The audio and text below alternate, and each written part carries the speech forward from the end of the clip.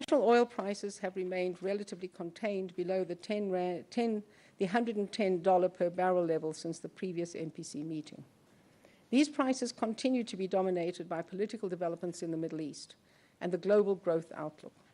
Should international oil prices and the exchange rate remain at current levels, a small increase in the domestic petrol price is likely in December, following a cumulative 48 cents decrease in October and November. It is important to note, however, that further weakness in the exchange rate will pass through quickly into these prices. Despite the better-than-expected October inflation outcome, the MPC continues to assess the risks to the inflation outlook to be on the upside, mainly as a result of further potential exchange rate pressures. Tapering by the Fed is inevitable, but until a decision is taken, financial markets globally are likely to experience heightened volatility. There is a high degree of uncertainty regarding the extent to which U.S. policy actions are already priced into the exchange rate. Compounding the risks to the exchange rate is the stubbornly wide current account deficit, notwithstanding recent revisions to the trade data. The deficit increases South Africa's sensitivity to global spillover effects. The MPC is mindful of the adjustment lags and will be watching carefully for signs of a positive current account response.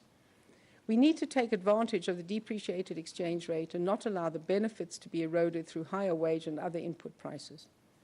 Action will be required should the adjustment mechanism not operate effectively. While the exchange rate impact on CPI is increasingly evident in the core inflation measure, to date the pass-through has been relatively muted. But this is unlikely to persist should there be a significant further depreciation.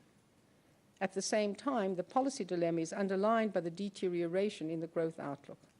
The committee assesses the risks to be on the downside amid continued supply disruptions and low business and consumer confidence. The downward trend of household consumption expenditure is indicative of relatively weak demand conditions in the economy, and slower bank credit extension to households is likely to reinforce this trend. The inflation forecast remains uncomfortably close to the upper level of the inflation target range, but our central forecast remains within the target.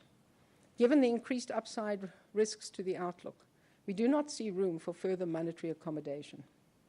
We will continue to monitor developments carefully on an ongoing basis and remain committed to act as required. The MPC has decided to keep the repo rate unchanged at 5% per annum at this stage.